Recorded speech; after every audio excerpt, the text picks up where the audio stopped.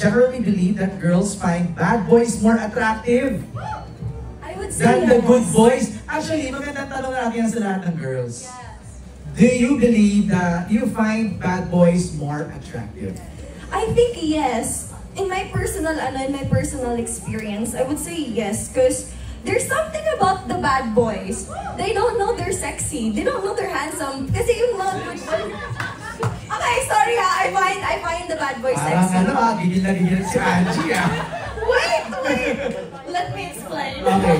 Kasi yung mga good boys, they know they're cute. They know they're guwapo. But then, if bad boys, kasi di sila namamansin ng iba. Pag yung may gusto sila, yung gusto lang nila yung So pinapansin. you kinda like the chase? Yeah. Ah! Crystal, do you find bad boys attractive?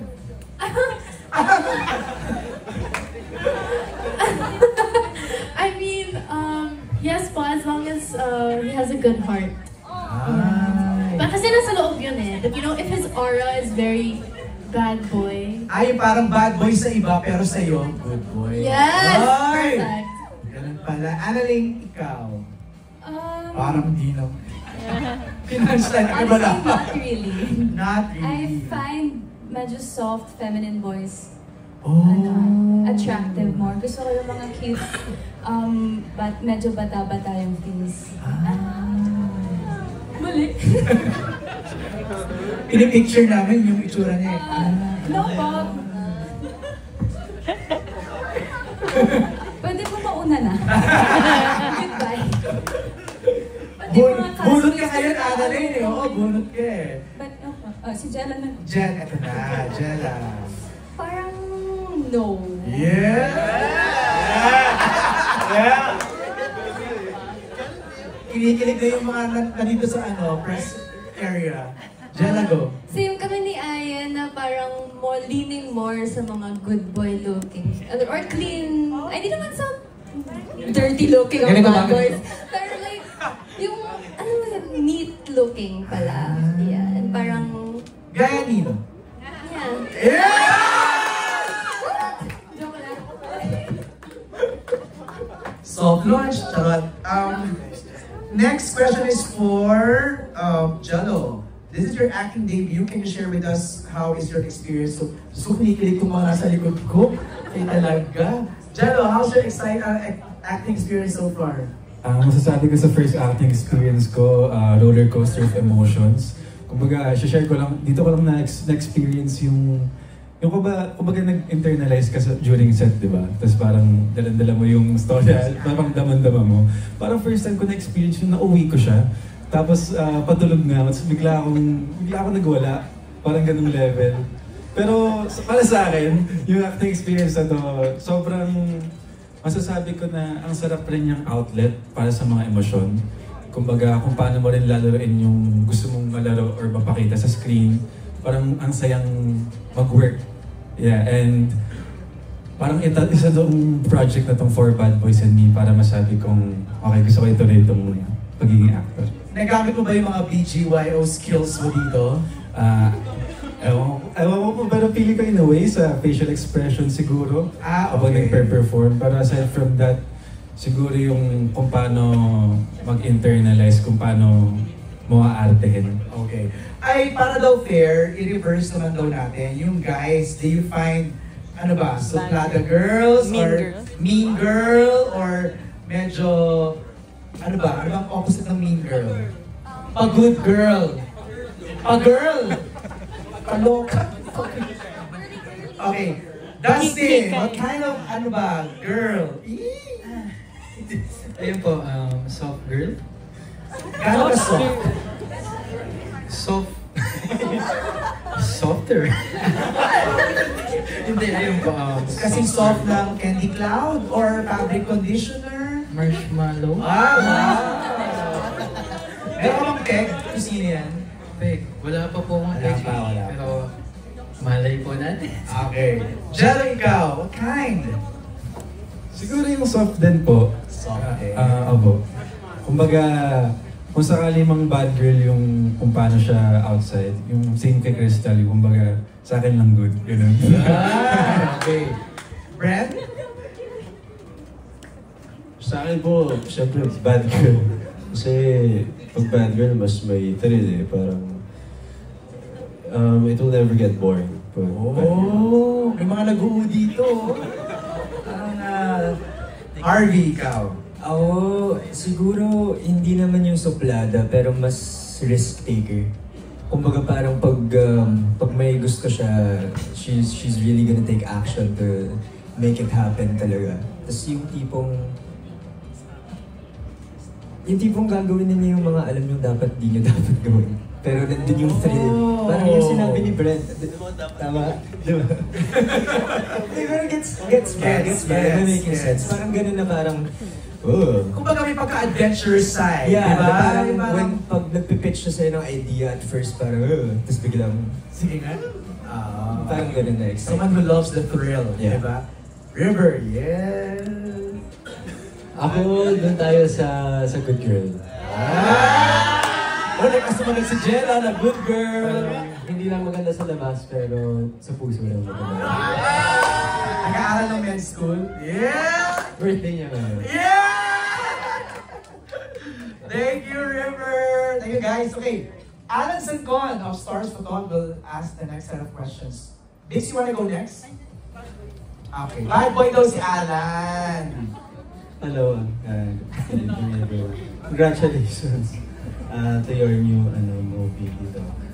Yung first question ko for Brent. Yan. Alam ko it was shoot before you enter PBB House, di ba? Yes po. So, would you think ito yung parang sa palagay mo yung mga fans mo will support this because you are part of PBB? Sabi nga, mas nakilala ka, di ba? Do you think mas papanoorin nila because you are the big winner of PBB? Siyempre, it comes along with it naman. Yung supporters po kasi talaga, grabe, kahit anong gawin mo, 100% ibibigay din talaga na yung suporta nila. So, I would say yes po. Pero more than that, grabe din po talaga yung suporta nitong Wattpad book na to eh. So, yun, tulong na lang po siguro sila, kaya it's very exciting po. Thank you, Ben. Yung second question ko for River. River, alam namin nag-trending yung gray pants mo inside PBB House, di ba? Dito, mas marami bang mga gray pants that you're wearing? Bad boy nga si Alan. Bad boy ba yun? Sinunog ko na po yung gray pants na yun. Kaya naka-black pants na ako. Pero hindi. Less gray pants na po. Mas dark colors po yung... May nagre-request dito more daw, sabi nila. Kaloka, Alan. Nagsasabi sa gilid. Yeah, so congratulations everyone to your... Thank you, Alan. Maraming salamat. Pasa mo na yung next question kay Bix. Bix Buzz and Abante. Ano ba yung tanong? Ito, for Jello. OA, taas ng energy. Hi, Jello! Hello? Uy, media con to. Kung may isang kanta yung BGY o na parang, ano ba yung tanong ko? Gusto mong kantahin kay? Gusto mong kantahin kay Angie, ano ito at bakit? Feeling ko all these ladies. Sample. Sample! With the steps. Ay, ginawa niyo yun sa TikTok, di ba? Dustin, ginawa niyo yun? O, sabayan niyo ako. Harvey, ginawa niyo yun. Nakita ko, River, na ginawa niyo yun. Yes, with the steps. Feeling ko all these ladies kasi yung song na yun is about honoring women. The women deserve to be celebrated, to be parang i-treat na queen. And I think perfect si Angie para kantahan ng gano'n. Sumabit sayaw pa. May grupo pa. Marami kaming content about dyan, kaya abangan niyo. Bong girls. Pero para sa mga boys, paano kayo magpakilig ng babae? So we asked that for Brent, River, Dustin, and Shadow. And Harvey. Yeah. Kay River muna. Paano magpakilig? Paano ba? Siguro depende talaga sa sa person, pero para sa akin, yung love language ko talaga is time and acts of service. And siguro doon na ako nagpo-focus sa pwede kong bigyan sa kanya. No, River, you're right. Because you cannot say that nakakakilig yung ginawa mo. The only person who will say na nakakakilig yun is the receiver, right? So tama ang question na lang is, ano yung love language mo? Na para na kinikilig yung receiver. So ano ulit yung love language ni River? Acts of service and? Acts of service and quality time. Quality time. So may quality time na ngayon. Meron naman po. Yes! Harvika, what's your love language? Siguro tama po kasi yung sinabi ninyo yun, di ba? Wala naman pong iisang explanation or reason kung ano po yung nakakakilig. Kumbaga, I think for me, you just need to listen to your partner. Everyone has different needs, everyone has different wants. And sabihin natin yung nakakakilig sa akin, baka hindi nakakakilig sa kanya. Or something that I would find cute that I could do for her, maybe it isn't that cute sa kanya or nakakilig sa kanya. So I think it's all about listening to your partner, knowing how they want to be seen and valued and taken care of and loved. So ano nga love language mo? Love Acts of language service, mo, gifts, it's quality time, quality time and I would say quality time and physical touch. Physical touch. Yeah. So she needs to be next to you lagi. Yes. Diba? Alright. Brent, ikaw, what's your love language? I realized more than the grand gestures, kasi minsan from time to time kailangan din talaga yun. Pero it's really about the small things.